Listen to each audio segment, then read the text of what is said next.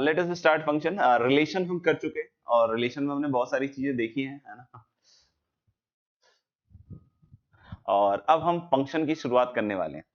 Function के बारे में अगर हम बात करें, ध्यान से सुन लीजिएगा, है ना। अपन इसको ट्रीट कर सकते हैं as zeroth chapter of calculus. कैसे ट्रीट कर सकते हैं? जीरोथ चैप्टर ऑफ कैलकुलस, समझ में आएगा। तो जीरोथ चैप्टर ऑफ कैलकुलस है, मतलब कहने का यूं है। जीरोथ क्यों कह रहे हो सर? बस कहने का ये तात्पर्य है बच्चों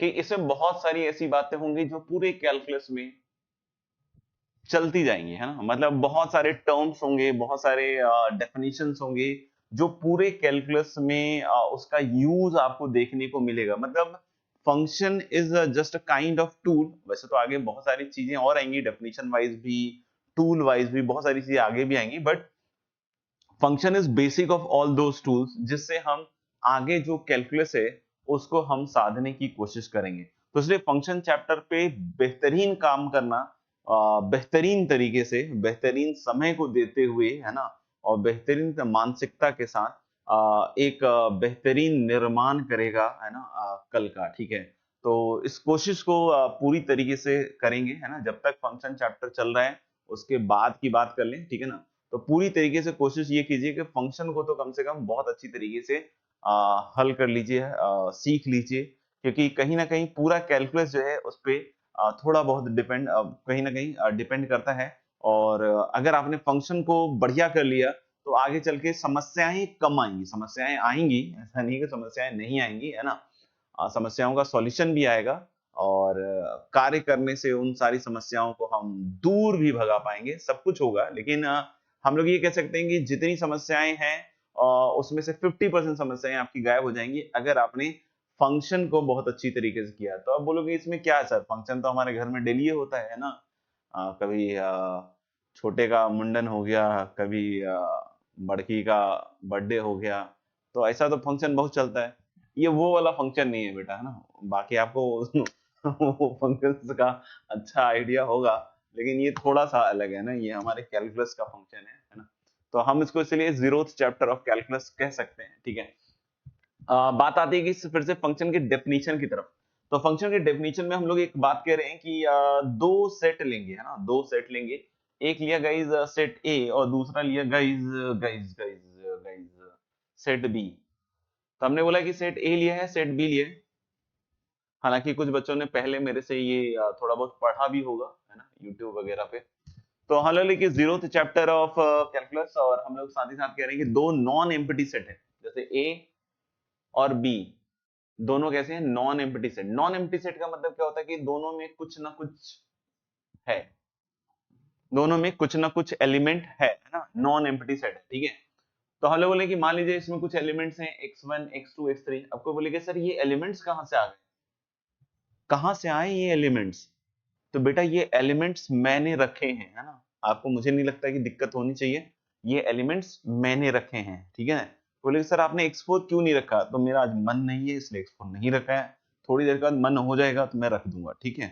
बाकी आप उदाहरण और डेफिनेशंस इन सब पे थोड़ा फोकस कीजिएगा। और हमने बोला कि साहब इधर भी कुछ एलिमेंट्स हैं, y1 y2 y3 y4। कोई बोले 4 ही होने हैं? नहीं, 5 भी हो सकते हैं, 6 भी हो सकते हैं, 10 भी हो सकते हैं, 50 भी हो सकते हैं, इनफाइनाइट भी हो सकते हैं, है ना। दोनों तरफ कहीं कोई रेस्ट्रिक्शन नहीं है। तो सेट ए में भी एलिमेंट्स है, सेट बी में भी एलिमेंट है, बस हम लोग बोल रहे हैं नॉन एम्प्टी होने चाहिए, ठीक है। तो फंक्शन क्या है? तो हम लोग जैसा कि समझ सकते हैं कि फंक्शन एक काइंड का रूल है, एक तरह का रूल है।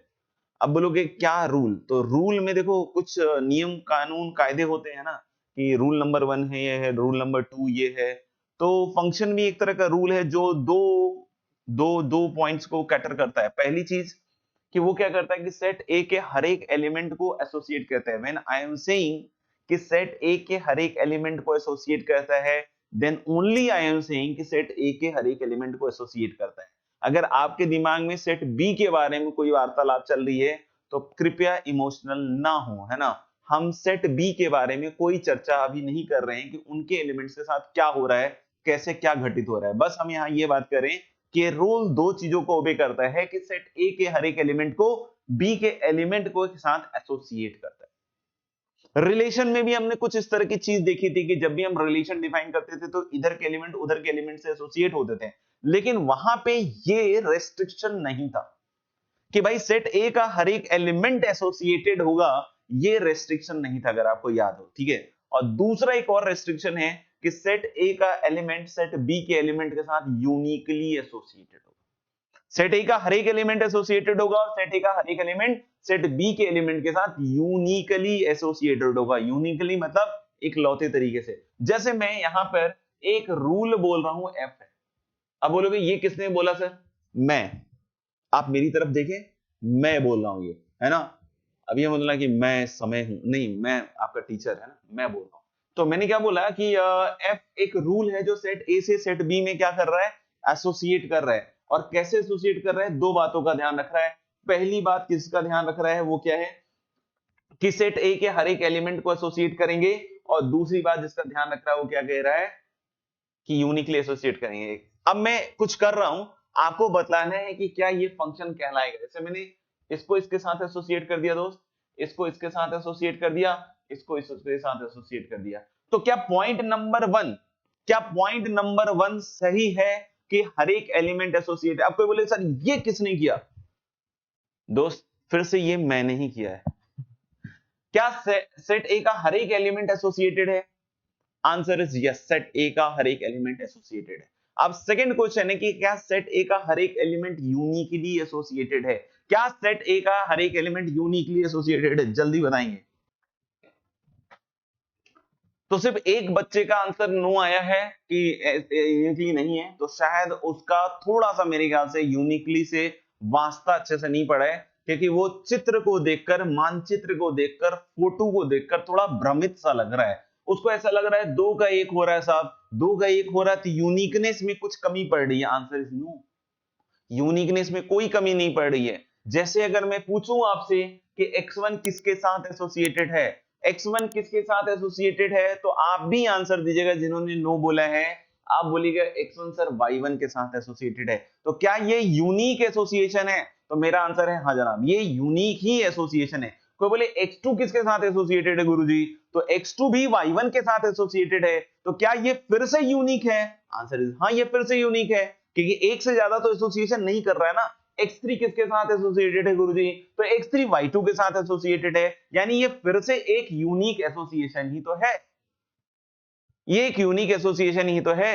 आप सोच लीजिए और फिर बतलाइए मिस्टर रवीश।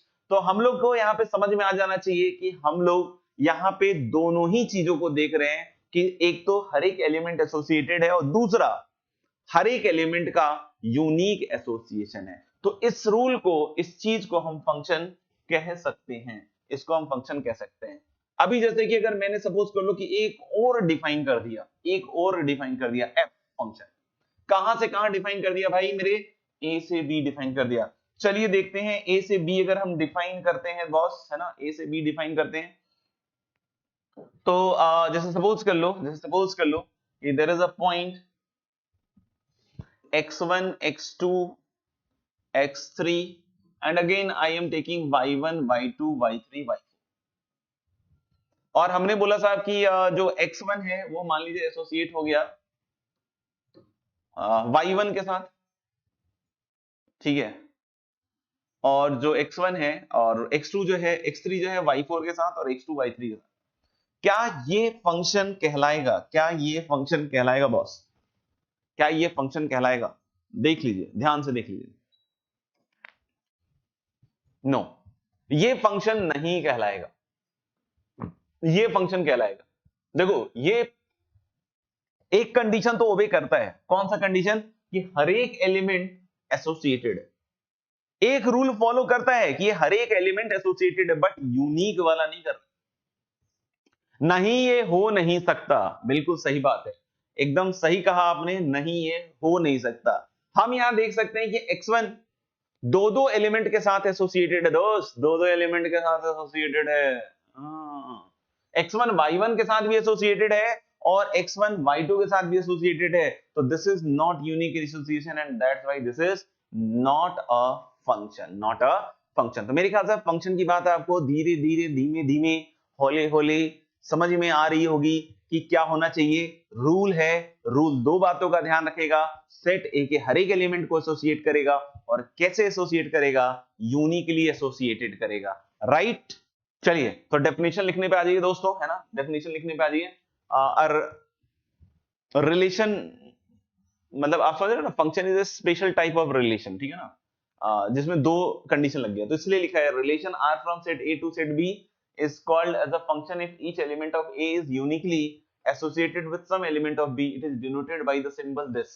तो जब कभी भी मैं बोलूं ना कि f is a function from A to B, तो आपके दिमाग में सबसे पहले ये सिंबल आना चाहिए, ये हरित क्रांति का एलिमेंट आना चाहिए, क्या कि अगर मैं कभी भी बोल रहा हूं कि there is a function f from A to B, तो this f then colon then A then arrow then B, तो ये लिखने का मतलब हो गया कि f एक फंक्शन है A से B में, ये भी लिखने का मतलब ये होगा, लेकिन ये ज्यादा यूज नहीं होता, ये आउटडेटेड टाइप की चीज है ना, मेनली यही यूज होता है ना। कोई बोलेगा कि सर फंक्शन का नाम सिर्फ एफ ही होगा क्या, नहीं बेटा, जी भी हो सकता है, एच भी हो सकता है, डब्ल्यू भी हो सकता है, एल भी हो सकता है, आप जो रखना चाहे वो हो सकता है, ठीक है ना। तो हम ले लें कि F is a function of A, और इसके आगे लिखा भी which reads F as a function from A to B, F maps from A to B, और इसके आगे की बात हम लोग अभी थोड़ी देर के बाद करेंगे, बट इसको एक बार लिख लीजिए ना, इसको एक बार लिख लीजिए, सबका डन है। चलिए इसके बाद हम दो वर्ड्स के बारे में और बात कर रहे हैं दोस्तों, इमेज एंड प्रीइमेज। किन दो वर्ड्स के बारे में बात कर रहे हैं, इमेज एंड प्रीइमेज, सुनिएगा ध्यान से, है ना, इमेज और प्रीइमेज। जैसे अगर हम लोग बोलते हैं, सपोज कर लीजिए कि जो x1 है वो मान लीजिए कि y1 से एसोसिएटेड है, x1 है y1 से एसोसिएटेड है ना, x1 है वो y1 से एसोसिएटेड है, तो ध्यान से सुनिएगा, अगर x1 y1 से एसोसिएटेड है तो हम लोग बोलते हैं कि x1 का इमेज y1 है, x1 का फंक्शनल इमेज y1 है, x1 का f इमेज y1 है, इनमें से कोई भी बात का आप प्रयोग कर सकते हैं कि x1 का f इमेज y1 है, x1 का फंक्शनल इमेज y1 है, x1 का इमेज y1 है। ऐसे ही कोई पूछे x2 का इमेज साहब, x2 का इमेज y1 है, x2 का फंक्शनल इमेज y1 है, और अगर एक वर्ड यूज कर रहा हो प्री इमेज, तो इसमें क्या होता है उल्टा, कि y1 का pre image x1 and x2 है, तो इमेज यूनिक होता है, बट प्री इमेज एक से ज्यादा हो सकते हैं। इमेज कैसा होगा, यूनिक होगा, बट जो प्री इमेज है क्या ये एक से ज्यादा हो सकता है, आंसर इज बिल्कुल सही बात है। तो हम लोग बोले an element A belongs to capital A is associated with an element B belongs to capital B, then B is called as the F image of A or image of A under F or the value of the function of F at A. Also B is called as the also A is called as the pre image of B और argument of B under the function F. तो pre image word generally use होता है, image generally word use होता है, और अगर ऐसा है कि ए बी के साथ एसोसिएटेड हो रहा है तो आप लिख सकते हैं कि f of A equal to B. आप क्या लिख सकते हैं, f of A equal to B. जैसे यहां पे मैं क्या लिख सकता हूं बॉस, यहां पे मैं क्या लिख सकता हूं कि एफ ऑफ x1 है ना, यहां पे मैं क्या लिख सकता हूं कि f of x1 is y1, यहां पे मैं क्या लिख सकता हूं कि f of x2 is y1, यहां पे मैं क्या लिख सकता हूं कि f of x3 is y2। को बोले सर y3 y4 का हमें कोई अभी लेना देना नहीं है ना। तो हम लोग बोले इमेज के बारे में अगर हम बात करेंगे तो this is how you can speak about image. तो x1 x2 का इमेज y1 है, y1 का प्री इमेज x1 x2 है, x3 का इमेज y2 है, y2 का प्री इमेज x3 है। कोई पूछे y3 का प्री इमेज क्या होगा भाई, तो y3 का प्री इमेज एग्जिस्ट नहीं करेगा, एग्जिट कर जाएगा, सॉरी एग्जिस्ट नहीं करेगा। y4 का प्री इमेज क्या होगा साहब, y4 का भी प्री इमेज एग्जिस्ट नहीं करेगा। तो फटाफट से लिखना हो तो लिख लीजिए। तो आगे बढ़े हम, इसके बाद हम डोमेन, कोडोमेन और रेंज जैसी बातें करेंगे। डन, चलिए चलिए चलिए। अच्छा ग्राफिकली हम देख लेते हैं एक बार, है ना, ग्राफिकली कि फंक्शन कब होगा, फंक्शन कब नहीं होगा। तो कोई इसको हम लोग कहते हैं वर्टिकल लाइन टेस्ट, है ना, क्या कहते हैं, वर्टिकल लाइन टेस्ट, वर्टिकल भी कहे जाते हैं, है ना, वर्टिकल भी कभी कभी कह देते हैं। वर्टिकल लाइन टेस्ट क्या कहता है कि अगर आप एक वर्टिकल लाइन बनाइए, वर्टिकल लाइन मतलब हम लोग बोले वाई एक्सिस की पैरेलल लाइन बनाइए, और अगर वो ग्राफ को एक से ज्यादा पॉइंट पे काट दे तो वो फंक्शन नहीं हो सकता दोस्त, वो फंक्शन नहीं हो सकता, है ना, कि अगर ग्राफ को एक से ज्यादा पॉइंट पे काट दे तो वो कतई भी फंक्शन नहीं हो सकता। उसका रीजन क्या है वो भी समझने की कोशिश कर लेते हैं, क्योंकि एक इनपुट पे एक से ज्यादा आउटपुट मिलने लग जाएगा। तो if a vertical line cuts a given graph at more than one point, then it cannot be the graph of a function. Guys, ध्यान सुनिएगा कि अगर एक वर्टिकल लाइन एक से ज्यादा पॉइंट पे अगर ग्राफ को कट करते हैं तो ये ग्राफ फंक्शन का नहीं हो सकता है। जैसे graph one represents a function, जैसे आप देख सकते हैं यहाँ कोई भी लाइन बनाइएगा तो ये ग्राफ को एक ही पॉइंट पे कटेगा या 0 पॉइंट पे काटेगा। कोई बोलेगा सर मैंने लाइन इधर बना दी, शाबाश बेटा बहुत बढ़िया, एकदम बहुत तुमने मक्खन वाला काम किया है। तो उधर एक से कम पॉइंट पे काट रहा है, पॉइंट क्या था कि एक से ज्यादा पॉइंट पे काटेगा तो फंक्शन नहीं कहलाएंगे। उधर वैसे ग्राफ है ही नहीं तो क्यों काटी कर रहे हो। यहाँ पे देखिए ध्यान से बच्चों, तो यहाँ पे अगर आप ये वर्टिकल लाइन बनाते हो तो इस x1 के कोरस्पॉन्डिंग एक y1 भी मिल रहा है, एक y2 भी मिल रहा है। मतलब खेल में क्या ट्विस्ट आया है कि x1 के कोरस्पॉन्डिंग हमारे पास दो इमेज बन गया कि x1 के कोरस्पॉन्डिंग इनपुट के कोरस्पॉन्डिंग y1 भी आ रहा है और y2 भी आ रहा है, तो ये फंक्शन नहीं हो सकता है। हाँ ये रिलेशन हो सकता है, क्योंकि रिलेशन में हमने देखा था कि ऐसी कोई रेस्ट्रिक्शंस नहीं होती हैं। हम लोग बोलते हैं कार्टेशियन प्रोडक्ट का सबसेट होता है, तो कार्टेशियन प्रोडक्ट का कोई भी सबसेट रिलेशन कहला सकता है। तो ये रिलेशन के ग्राफ हो सकते हैं, but it can not be a graph of a function. तो हम लोग graph 2 does not represent a function, every function is a relation but every relation is not necessarily a function. I hope it is clear. लिख चुके हो तो done कर देना, लिख रहे हो तो वेट डाल देना। हम लोग बोलेंगे फंक्शन का जो इंट्रोडक्शन है सवाल में दो तरीके से हो सकता है। एक तो इस तरीके से होता है दोस्त की लिखा रहता है कि let f is from a to b, let f is from a to b defined as fx equal to sin x, ऐसा करके एक सवाल दिया रह सकता है कि let f is from a to b defined as fx equal to sin x। और कभी कभी दोस्त ऐसा हो सकता है कि ये वाली चीज ना लिख दे, सीधा बोल देगा कि let the function be fx equal to sin x। दो तरीके से फंक्शन को सवाल में इंट्रोड्यूस किया जा सकता है ना, दो तरीके से फंक्शन को सवाल में इंट्रोड्यूस किया जा सकता है। One of the way to introduce is like this कि there is a function f from a to b defined as fx equal to sin x, and there can be another possibility which says कि let the function fx equal to sin x, मतलब directly ही function को दे दिया जाता है। तो दोनों case में difference क्या है? डिफरेंस बहुत बड़ा है।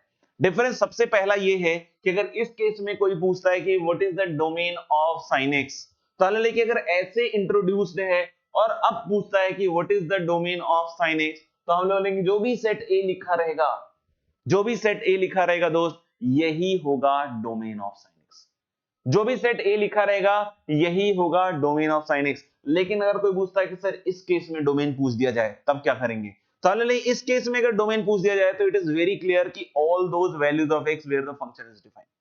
मतलब अगर डायरेक्ट अगर फंक्शन लिख के पूछता है कि भाई इसका डोमेन बतलाओ, तो हम लोग बोलेंगे हम x की वो सारी वैल्यूज लेंगे जहां पे फंक्शन डिफाइंड हो, जहां पे फंक्शन क्या हो डिफाइंड हो। तो हम लोग बोल सकते हैं सिंपल सी बात कि यहां पे अगर कोई पूछता है तो x बिलोंग्स टू r, क्योंकि sin x बाबू हर जगह डिफाइंड होता है, sin x हर जगह क्या होता है डिफाइंड होता है। तो I hope it is very much clear कि if it is given like this what is the difference and with this introduction. दूसरी बात, अगर इस केस में कोई बोलता है कि रेंज क्या है, इस केस में कोई बोलता है कि रेंज क्या है, तो हम लोग कि रेंज इस केस में a के कोरस्पॉन्डिंग जो इमेजेस का सेट मिलेगा b में, a के कोरस्पॉन्डिंग जो इमेजेस का सेट मिलेगा b में वो रेंज कहलाएगा। लेकिन इसके हिसाब से कोई पूछेगा तो हम लोग बोलेंगे कि इसका जो डोमेन होगा उस पूरे सेट के कोरस्पॉन्डिंग जो इमेजेस का कलेक्शन मिलेगा वो रेंज कहलाएगा इस केस में। यानी यहां पे अगर a जो डोमेन है वो R नहीं है अगर, तो फिर उसके हिसाब से इसका रेंज मैनिपुलेट हो जाएगा, ये डिफरेंट हो जाएगा। कोई पूछे इस केस में कोडोमेन क्या होगा सर जी, तो हम लोग बोलेंगे इस केस में कोडोमेन इज B, इस केस में कोडोमेन इज B। क्या सर रेंज B होगा? आंसर इज हो भी सकता है नहीं भी हो सकता है। रेंज क्या है? Range is collection of all the images, all the images in set B, this is range right. तो B can be range can not B range, but ये पक्का है कि जो भी होगा रेंज वो कोडोमेन का सबसेट होगा, है ना, कोडोमेन का सबसेट होगा। मतलब कभी कभी ऐसा हो सकता है कि ये दोनों चीजें क्या हो सेम। तो पूछे सर इसमें कोडोमेन, तो बेटा इसमें कोडोमेन हम नहीं बतला सकते क्योंकि इसमें कुछ भी डिफाइंड नहीं है। तो कोडोमेन जब भी जिक्र आएगा या कोडोमेन की जब भी बात होगी ये क्वेश्चन की तरफ से ही आना पड़ेगा, ठीक है बात। तो मेरे ख्याल से ये चीज क्लियर है। जैसे अभी हम यहाँ पे थोड़ा सा ब्रेक लेकर हम पुराने इस पे चलते हैं। तो पूछे सर इसमें डोमेन क्या है, तो हम लोग कि ये जो भी फंक्शन f है इसका डोमेन हो गया x1 x2 x3। कोई पूछे सर इसका रेंज क्या है, तो इसका रेंज हो गया दोस्त y1 y2। कोई पूछे सर इसका कोडोमेन क्या है, तो y1 y2 y3 y4। तो यानी कि अगर कोई पूछता है कि सर इसका डोमेन क्या है, तो my answer is x1 x2 x3, है ना। कोई पूछता है कि सर इसका रेंज क्या है, तो रेंज हम लोग बोल सकते हैं कि इसमें क्या आएगा, y1 एंड y2 ओनली। कोई पूछे सर कोडोमेन क्या है ना, कोडोमेन, तो लेकिन कोडोमेन में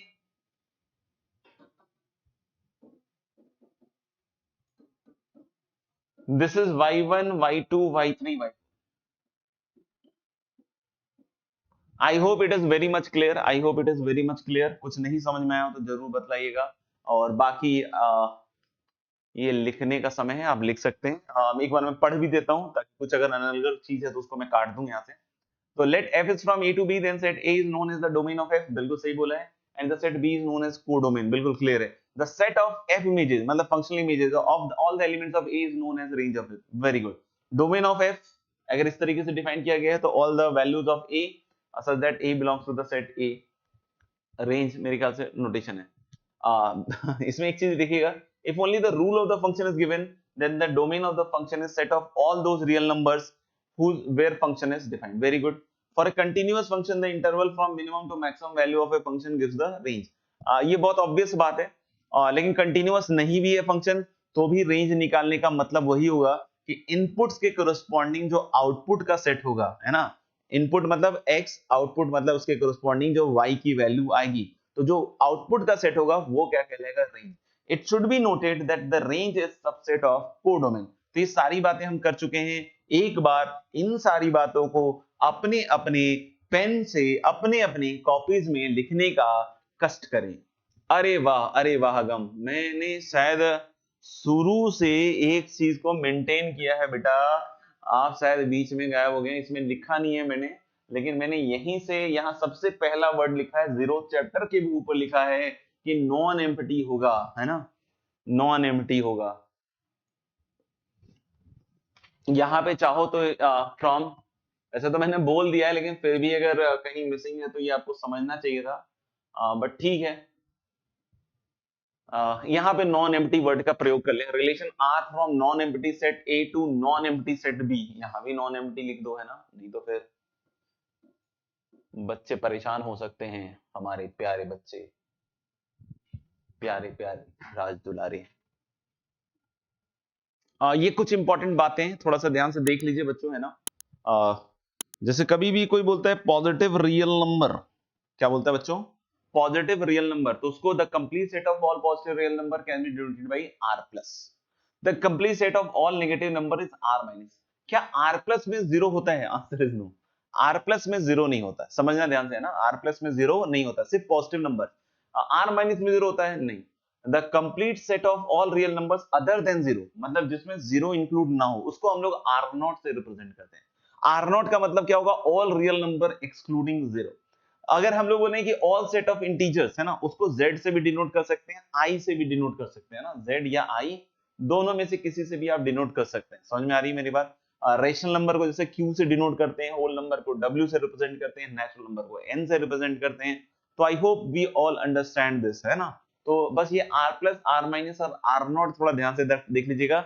r प्लस और r माइनस में जीरो इंक्लूड नहीं होता है और r नॉट में भी जीरो आउट रहता है, तो लिख लीजिएगा फटाफट से तो आगे बढ़ पाएंगे। चलिए मेरे ख्याल से डन डना डन डन है। अब इसमें कुछ छोटी छोटी बातें कर लेते हैं फटाफट से कि अगर fx and gx are functions having domain d1 and d2, तो कोई बोलता है कि साहब fx का डोमेन d1 है, कोई बोलता है gx का डोमेन d2 है, और हमें निकालना है domain of fx plus gx। अगर हमें दोस्त domain of fx plus gx निकालना है तो this is simply d1 intersection d2। अब बोलोगे अरे sir d1 intersection d2, sir union लो ना सर, मजा आएगा। ताले कि मजे के लिए काम नहीं कर रहे हैं ना, सही के लिए काम करेंगे, उसमें मजा आ जाए तो अच्छी बात है ना। ताले कि d1 इंटरसेक्शन d2 होगा इसका डोमेन। अब बोलोगे सर क्यों क्यों क्यों, आखिर क्यों d1 इंटरसेक्शन d2? बहुत सिंपल सी बात है, बहुत बहुत सिंपल सी बात है। बहुत सिंपल सी बात में ये है कि बेटा आपको पूरे फंक्शन को डिफाइन करना है। हाँ सर पूरे फंक्शन को डिफाइन करना है। hx को डिफाइन करना है, हाँ सर hx को डिफाइन करना है। तो तो ले F X plus G x अगर पूरे फंक्शन को डिफाइन करना है तो वो एक्स चाहिए। कौन सा एक्स चाहिए सर आपको? तो ले वो एक्स चाहिए जो एफ एक्स को भी डिफाइन कर रहा हो, जी एक्स को भी डिफाइन कर रहा हो साइमल्टेनियसली। अच्छी बात है सर। तो एफ एक्स और जी एक्स दोनों को अगर डिफाइन कर रहे हैं तो यानी दोनों के कॉमन पोर्शन को ही लेना पड़ेगा। जैसे अगर मान लो कि कोई बोलता है कि साहब एफ एक्स का डोमेन है 0 से 5, very good sir, F x का डोमेन 0 से 5 है। कोई बोले कि सर जी एक्स का डोमेन -1 से 1 मान लो सर। तो अब अगर कोई पूछता है कि भाई पूरे का डोमेन बतलाओ, तो भाई देखना भाई देखना भाई देखना, है ना, -1 क्या एच एक्स के डोमेन में आ सकता है? ना ना ना, है ना। अगर कोई बोलेगा कि सर -1 डोमेन में आ रहा है तो बेटा दिल से बुरा लगेगा आपके लिए, है ना। क्यों? क्योंकि -1 तो जी एक्स डिफाइन कर पाएगा लेकिन एफ एक्स थोड़ी डिफाइन कर पाएगा। आप ध्यान से देखो, -1 डोमेन में नहीं होगा एफ एक्स के, तो यानी एच एक्स तो डिफाइन ही नहीं हुआ क्योंकि जी ऑफ -1 तो भाई डिफाइन हो गया, बट एफ ऑफ -1 डिफाइन नहीं होने के कारण एच एक्स डिफाइन नहीं हुआ। तो अब आप सोचो कि क्या 5 के लिए डिफाइन होगा पूरा? आंसर इज नो, क्योंकि एफ ऑफ 5 तो डिफाइन हो जाएगा बट जी ऑफ 5 डिफाइन नहीं है, यानी फिर से एच एक्स फैल जाएगा। यानी कि अगर मुझे डोमेन चाहिए एच एक्स का, मतलब वो एक्स चाहिए जिसके लिए पूरा फंक्शन डिफाइन हो रहा हो, तो इन दोनों का कॉमन उठाना पड़ेगा। कॉमन मतलब कहां से कहां तक उठाना पड़ेगा? दोनों का इंटरसेक्शन लेना सिखाया जा चुका है, तो ये 0 से 1 आएगा। यस सर, ये समझ में आ रहा है कि 0 से 1 में ये भी डिफाइन होगा, ये भी डिफाइन होगा, मतलब पूरा का पूरा डिफाइन होगा। तो इसलिए दोस्तों हम क्या लेते हैं, कभी भी f प्लस जी का डोमेन निकालेंगे तो इंटरसेक्शन लेते हैं। कोई बोलेगा सर f माइनस जी के लिए सेम चीज करना है बॉस, f प्लस जी। अच्छा एक चीज ये भी देखना, कभी ऐसा सिंबल है ना, सिंबल, अगर ऐसा सिंबल है ना तो आप इसको ऐसे ही समझना, F X plus G x, F X plus G x, F X plus G x. अगर कोई बोलता है कि नहीं नहीं सर f माइनस जी इंटू एक्स है, तो हम कैसे सोचेंगे एफ एक्स माइनस जी? इसका भी domain guys d1 intersection d2 होगा, यानी फिर से वही एक्स चाहिए जिसके लिए दोनों के दोनों डिफाइंड हो, तो कॉमन चाहिए होगा। ऐसे ही को बोले कि f इंटू जी इंटू एक्स, तो इसका मतलब होता है भाई एफ एक्स इंटू जी एक्स, और यहां भी डोमेन d1 इंटरसेक्शन d2 ही आएगा। क्यों? क्योंकि वही एक्स जो दोनों को डिफाइन करते हो हमारा आंसर होने वाले हैं। कोई पूछे f अपॉन जी एक्स ऐसे, तो इसका मतलब ये लीजिएगा, है ना, इसमें बस एक चीज आएगा, इंटरसेक्शन तो रहेगा ही रहेगा लेकिन वो एक्स भी हटाना पड़ेगा इनकेस अगर है ऐसा एक्स जहां पे जी एक्स 0 हो रहा है, तो वो एक्स भी हटाना पड़ेगा जहां पे जी एक्स 0 होगा। तो this is d1 intersection d2 and excluding g x equal to 0, या फिर हम इसको ऐसे लिख देते हैं, डोमेन को ऐसे लिख देता हूं मैं, d1 intersection d2 minus all those x where gx is 0। ऐसे लिखने में शायद थोड़ा फील आ जाएगा आपको, है ना, कि d1 intersection d2 minus all those x where gx is equal to 0। क्या यहां तक बात समझ में आ जाती है? अगर यहां तक बात समझ में आ जाती है तो ये रहा fx, ये रहा gx।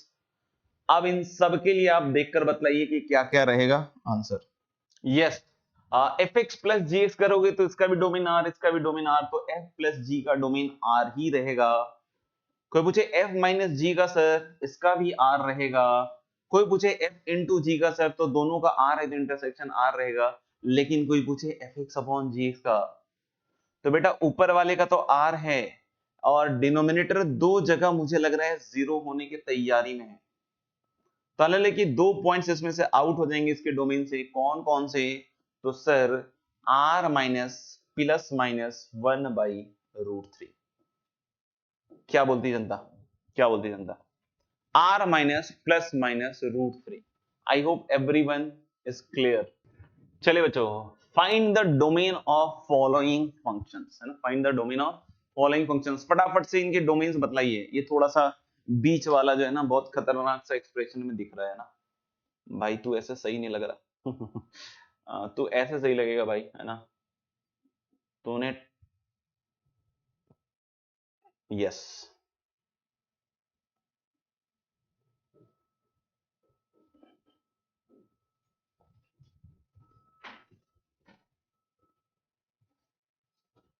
ऐसा। चलो जी जल्दी जल्दी बतलाओ सबके आंसर्स। डोमेन मतलब वो वैल्यूज ऑफ एक्स जहां ये डिफाइंड होंगे, हाँ, जहां ये डिफाइंड होंगे। चलिए पहला वाला देख लेते हैं। पहले वाले में सिर्फ और सिर्फ एक कंडीशन होगा गाइस कि x plus 1 into x minus 3 upon x minus 2 greater than equal to 0। इस तरह के केसेस में हम लोग कैसे सॉल्व करते हैं?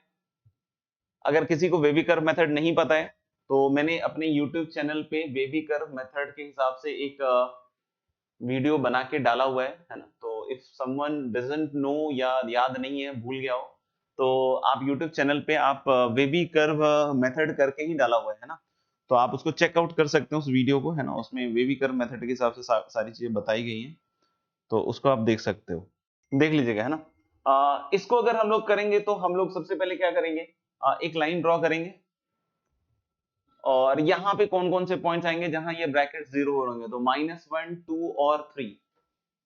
इसके आगे क्या आएगा भैया, प्लस, है ना।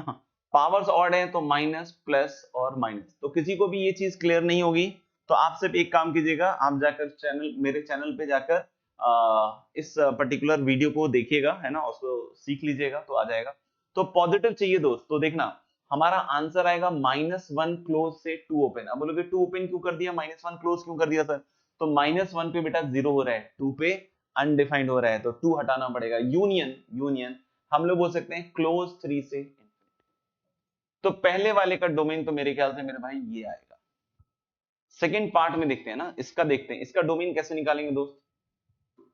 इसके डोमेन के लिए आपको पता हो तो लॉग में हम क्या कंडीशन रखते हैं कि अगर कभी भी लॉग x बेस a को डिफाइन करना हो, तो log x बेस a को डिफाइन करने में हम लोग क्या बोलते हैं कि x इज ग्रेटर देन 0, है ना। log x बेस a को डिफाइन करने के लिए,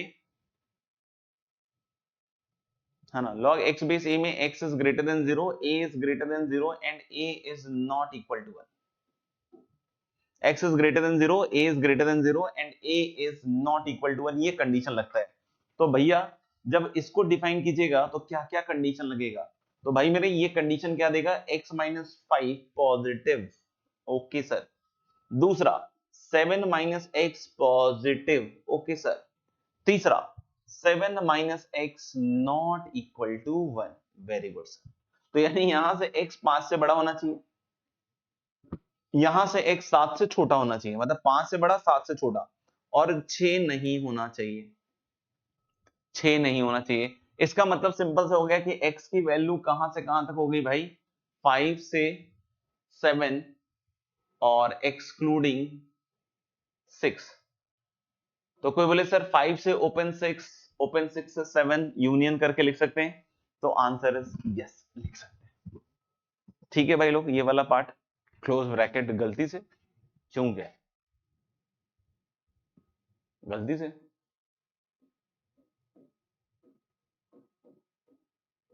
बहुत बड़ी गलती से ओपन ब्रैकेट होगा। Okay last one, let's last one. Denominator में कोई बोलेगी सर डिनोमिनेटर में पॉजिटिव होना चाहिए, ठेंगा, ऐसा कुछ नहीं होना है। हम लोग लेके डिनोमिनेटर में बस एक ही कंडीशन होता है ना नॉन जीरो।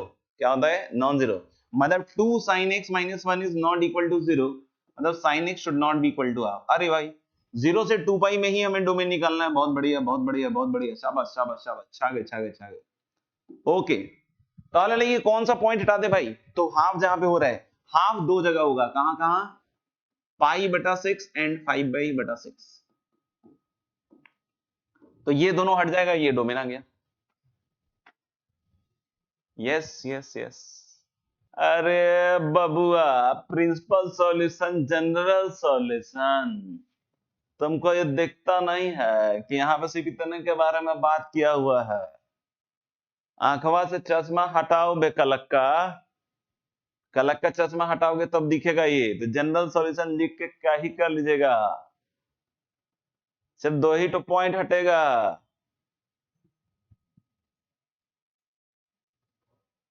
चश्मा उतारो फिर देखो यारो, दुनिया नई है चेहरा पुराना, कहता है जो कर सारा जमाना, आधी हकीकत आधा फसाना। चलिए, range of the following function, छोटे छोटे फंक्शन हैं, सबके रेंज निकालिए। यहाँ पे एफ एक्स नहीं लिखा हुआ है तो कहीं थोड़ा सा गायब हो गया है, तो इक्वल टू एफ एक्स लिख लीजिएगा इसको, बाकी सब जगह तो मुझे लग रहा है बाकी यहाँ नहीं लग रहा है। अबे रेंज निकालना है भाई हनी सिंह, तू क्या क्या ही कर रहा है, क्या खा के आजकल घूम रहा है तू। सिंपल है भाई, इसमें परफेक्ट स्क्वायर बनते हैं ना, परफेक्ट स्क्वायर कैसे बनेंगे भाई, x - 3 का होल स्क्वायर और प्लस 9 खा चुके हो तो 5 बचेगा। जब इसको ओपन कीजिएगा तो x square minus 6x plus 9 plus 5। तो कभी भी क्वाड्रेटिक है रेंज निकालना है तो आप क्या करिए, उसका परफेक्ट स्क्वायर बनाइए, है ना। क्या बनाइए? Perfect square. ये सब बताया जा चुका है ना, इसमें गड़बड़ाइए मत, लड़बड़ाइए मत, नरभसाइए मत, समझ लो। तो यानी कि इसकी लोएस्ट वैल्यू 0 होगी, तो हम लोग बोल सकते हैं क्या कि इसका जो रेंज होगा दैट इज बिटवीन 5 से इंफिनिटी, दैट इज बिटवीन 5 से इंफिनिटी। Check this. सेकंड में थोड़ा सा केयरफुल रहिएगा। Minus D upon 2a, Pandey ji यही कर रहे हैं तमंचे पे डिस्को, फोरे को आग लगा दिए, 2a कर दिए, माइनस डी बाई 4a था बेटा। यस, फिर से आप चाहें तो उसका परफेक्ट स्क्वायर बना सकते हैं और उसके हिसाब से डिसाइड कर सकते हैं। यहाँ पे बस एक दिक्कत है कि डोमेन बेटा -1 से 3 दिया हुआ। तो वैसे अगर आप इसका ग्राफ वगैरह बनाते हैं, है ना, अगर आप जानते हैं इसका ग्राफ बनाना, तो हम लोग को पता है कि एक क्वाड्रेटिक है, क्वाड्रेटिक का ग्राफ एक पैराबोला आता है ना, और सिमेट्री होती है। जैसे यहाँ पे अगर आप इसका परफेक्ट स्क्वायर बनाइएगा तो यू विल फील कि this is x minus half का whole square plus I think 3/4। तो इसका जो ग्राफ आएगा एक पैराबोला के रूप में ऐसा आता है। नहीं पता है तो बताइएगा, और अगर पता है तो अच्छी बात है। in case if somebody don't know, just tell me. मान लें कि this is going to be half comma 3/4, this is half comma 3/4। लेकिन ध्यान रखिए कि इसका रेंज आप 3/4 से इंफिनिटी नहीं बतलाइएगा, उसका रीजन सुनिएगा ध्यान से, है ना, सुनिएगा ध्यान से। इस बार डोमेन -1 से 3 में कर्टेल कर दिया गया, मतलब ये -1 से शुरू होगा और मैक्सिमम 3 तक जाएगा। यानी कि 3 के आगे का ग्राफ नहीं आएगा भाई मेरे, 3 के आगे का ग्राफ नहीं आएगा, -1 के पीछे का ग्राफ नहीं आएगा। जैसे -1 पे जो भी वैल्यू है, लेट मी राइट, ये शायद कुछ ऐसा होगा,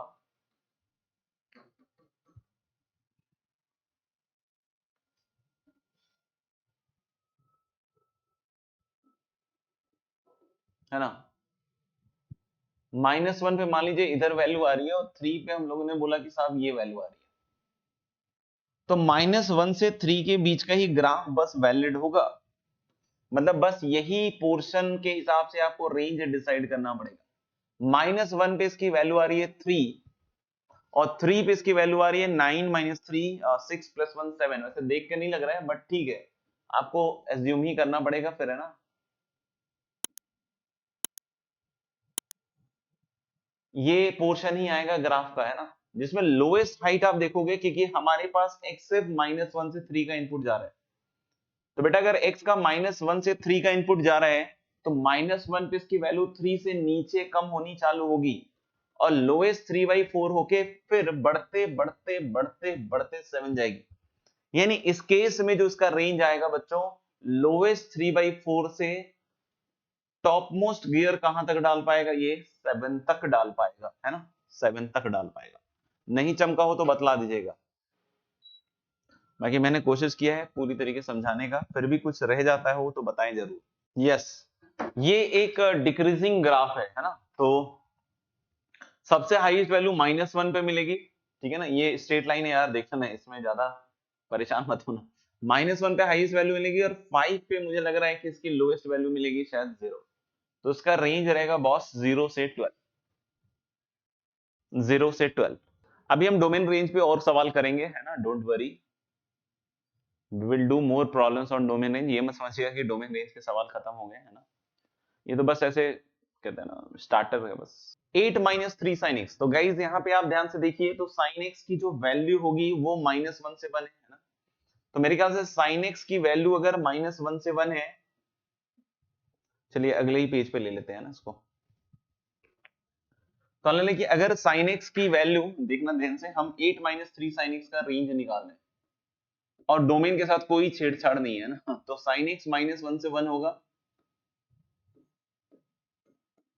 फिर जब आप इसको -3 से मल्टीप्लाई कीजिएगा तो वैसे तो देखो इधर से उधर होगा, उधर से इधर होगा, लेकिन उससे फर्क नहीं पड़ेगा। ये आपको सीधा सीधा -3 से 3 देखेगा, ये इधर आएगा और ये इधर जाएगा, है ना, क्योंकि माइनस से इनइक्वालिटी रिवर्स हो जाती है। 8 जोड़िएगा तो मुझे लग रहा है 8 3 11 और ये 8 में से 3 गया, कितना हो जाएगा 5, यानी कि इसका जो रेंज आएगा गाइस इसका, दिस इज फ्रॉम 5 टू 11, है ना, 5 टू 11।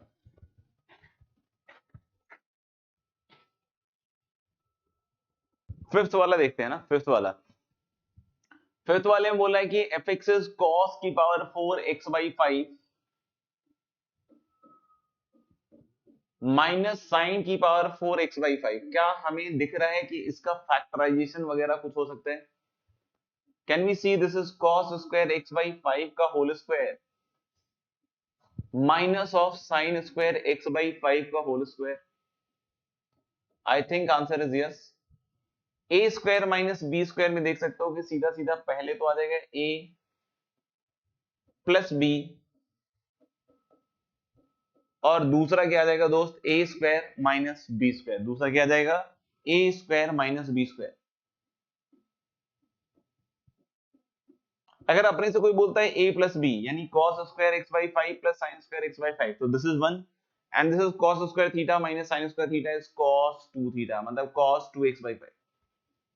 तो गाइस आपको भी पता है कि cos 2x/5 का रेंज कहां से कहां तक आएगा, तो ऑफ कोर्स -1 से 1, क्योंकि x की वैल्यू आप माइनस इंफिनिटी से इंफिनिटी कुछ भी रख सकते हैं यहाँ, तो cos की वैल्यू भी -1 से 1 के बीच में आ जाएगी।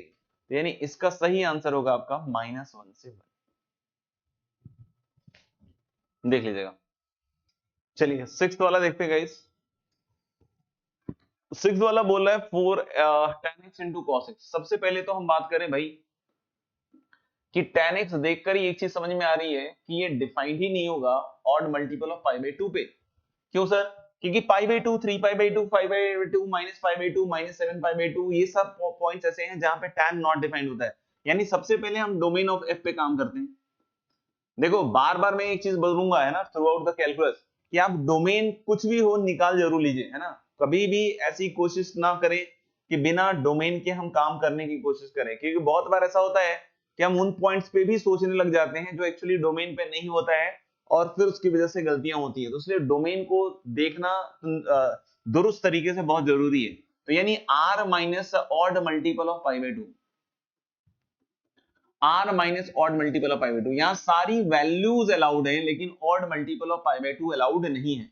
तो यानी सबसे पहली चीज तो ये समझ में आ गई। अच्छा सर, आगे बढ़ते हुए, है ना, आगे बढ़ते हुए tan x को हम लिखते हैं sin x by cos x, और मल्टीप्लाइड बाई कौन है, cos x। तो भाई मेरे एक चीज समझना कि अगर हम डोमेन में ऑड मल्टीपल ऑफ π/2 नहीं रख रहे तो cos x non zero term होगा, क्योंकि cos x जीरो कहां होता है, ऑड मल्टीपल ऑफ π/2 पे, π/2 3π/2 5π/2 -π/2 -3π/2, ये सारे वैल्यूज पर cos जीरो होता था, जो कि हम डोमेन में रख ही नहीं रहे।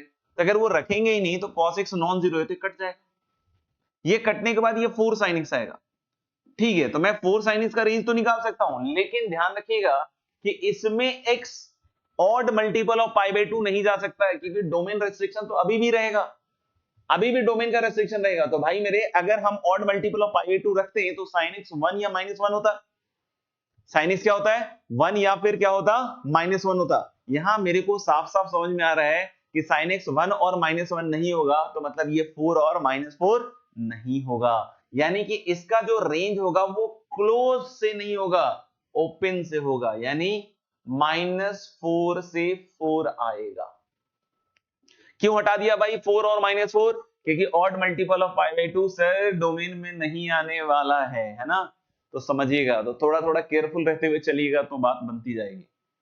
यहां देखिएगा ध्यान से, तो log x बेस 2 है तो डोमेन पे रेस्ट्रिक्शन आ जाएगा इसका कि x greater than equal to 0 है, but x sorry greater than equal to नहीं बॉस x ग्रेटर देन 0 है, क्योंकि log x बेस 2 है तो x has to be positive, है ना, x has to be positive, ठीक है ना। लेकिन उसके कोरोस्पोंडिंग log x बेस 2 कहां से कहां आ जाएगा, तो log x बेस 2 उसके कोरोस्पोंडिंग r होगा, क्योंकि आपको लॉगरिथम का पता है कि कहां से कहां तक होता है, माइनस इंफिनिटी से इंफिनिटी। तो साइन की जब वैल्यूज की बात करोगे तो अगर माइनस इंफिनिटी से इंफिनिटी जा रहा है साइन के डोमेन में, तो ये वैल्यू कहां से कहां तक देगा, -1 से 1। नहीं समझ में आया तो बता दीजिएगा, बाकी मैंने लिख दिया है -1 से 1। नेक्स्ट हम लोग बात करने वाले हैं गाइस पॉलिनोमियल फंक्शन के बारे में। नेक्स्ट हम लोग किसके बारे में बात करने वाले हैं? Polynomial function. Some important type of function में जूझेंगे हम, है ना।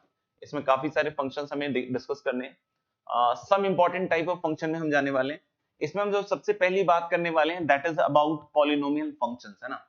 हम लोग बोले कि किसको कहते हैं पॉलिनोमियल फंक्शन, तो हम लोग बोले कोई भी फंक्शन एफ जो इस तरीके से लिखा हो, a function f(x) which is written like this an x की power n plus an minus 1 x की power n minus 1 and so on till a naught, इसको हम लोग क्या कहते हैं guys? Polynomial function. an x की power n plus an minus 1 x की power n minus 1 and so on till a naught, ये क्या कहलाता है? आपका पॉलिनोमियल फंक्शन, ठीक है ना। अब यहाँ पे बस एक चीज का ध्यान रखना होता है कि all the powers of x, हालांकि आपको सबको पता है, ठीक है ना, आप सबको पता है, बट फिर भी देख लीजिए all the exponent of x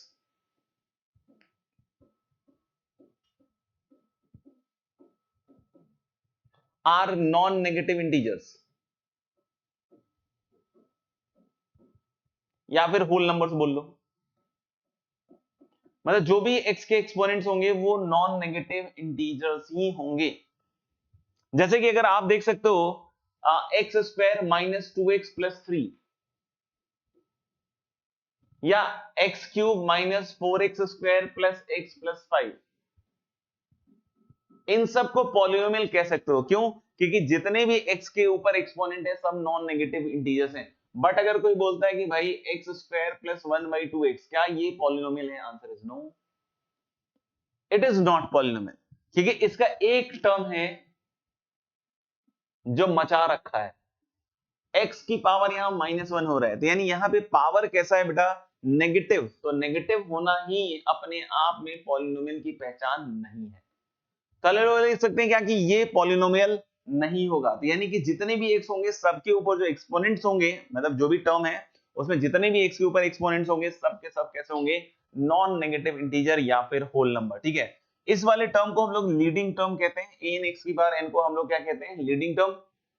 इसके कोएफिशिएंट को, of course an non zero होना चाहिए, है ना, an नॉन जीरो होना चाहिए, ठीक है ना। इसके कोएफिशिएंट यानी कि an को हम लोग क्या कहते हैं? Leading coefficient. इसको क्या कहते हैं हम लोग? Leading coefficient. अगर an की वैल्यू 1 हो जाए तो पॉलिनोमियल का एक स्पेशल नाम है, it is also known as monic polynomial, है ना। इसको हम लोग एक स्पेशल नाम देते हैं, इसको हम लोग क्या कहते हैं? Monic polynomial. an को क्या कहते हैं हम लोग? Leading coefficient. अगर an नॉन जीरो है तो x की हाईएस्ट पावर जो कि यहां दिख रही है वो n है, यानी degree of the polynomial is n। Degree polynomial की किसके बराबर हो जाएगी? n के बराबर हो जाएगी। डिग्री पॉलिनोमियल की किसके बराबर हो जाएगी? n के बराबर हो जाएगी। तो यानी कि समझ लीजिएगा कि जो लीडिंग टर्म है उसको कैसे पहचानना है? जो x की हाईएस्ट पावर वाला टर्म होगा, जैसे यहां कोई बोलता है कि what is the leading term? x square. What is the leading coefficient? 1। What is the degree of the polynomial? 2। कोई पूछे यहां लीडिंग टर्म क्या है सर? x cube. अगर कोई पूछे कि यहां पे लीडिंग टर्म क्या है? x cube. लीडिंग कोएफिशिएंट कितना है? 1। कोई बोले डिग्री कितनी है? 3। इन दोनों को हम एक और नाम बोल सकते हैं, they are also called as monic polynomial. क्यों मोनिक पॉलिनोमियल? क्योंकि इन दोनों का जो लीडिंग टर्म लीडिंग कोएफिशिएंट है वो किसके बराबर है? 1। आई hope it is very much clear. कोई भी कांस्टेंट फंक्शन है इसको आप पॉलिनोमियल कह सकते हो। जैसे fx equal to 2, it is a polynomial function जिसकी डिग्री हम कितनी सोच सकते हैं? 0। क्योंकि आप इसको ऐसे सोच सकते हो बैकग्राउंड में कि 2 इंटू एक्स की पावर 0। तो अगर कांस्टेंट पॉलिनोमियल है तो उसको आप पॉलिनोमियल का दर्जा दे सकते हैं, बस इसकी डिग्री क्या रहेगी? 0। कोई बोले सर fx इक्वल टू 0 को भी पॉलिनोमियल कह सकते हैं क्या? हाँ, हम fx इक्वल टू 0 को भी पॉलिनोमियल कहेंगे, लेकिन इसकी डिग्री डिफाइंड नहीं होगी। क्योंकि आप 0 को ऐसे भी लिख सकते हो 0 into x, 0 into x square, 0 into x cube, 0 into x की पावर 4।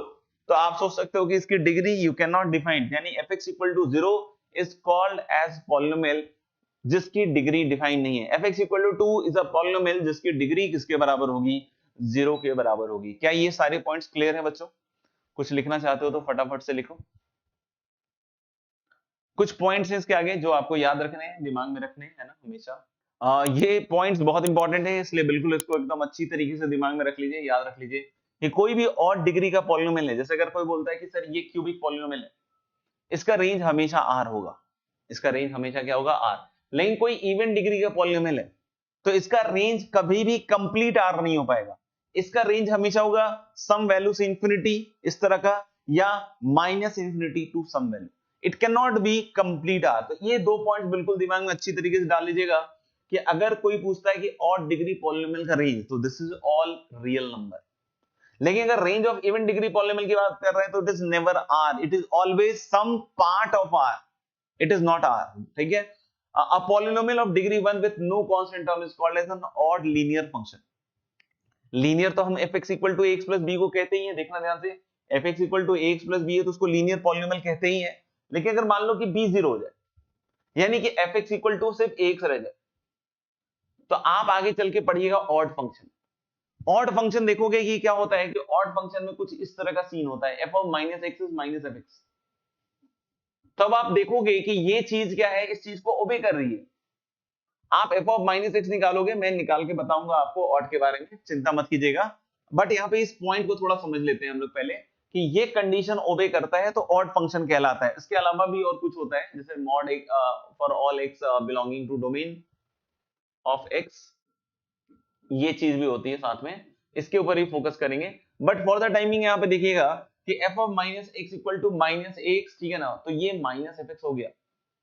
तो इसलिए आप ध्यान से देखिएगा, तो इसको लीनियर फंक्शन तो कहेंगे ही, लेकिन ये ऑड फंक्शन भी है। तो इसलिए क्या कहता है कि polynomial of degree 1 with no constant term, constant term किसको कहते हैं, वो जो कांस्टेंट होता है b, है ना, ax प्लस b में जो b है वो कांस्टेंट टर्म है। तो अगर वो 0 हो गया with no constant term, it is called as odd linear function.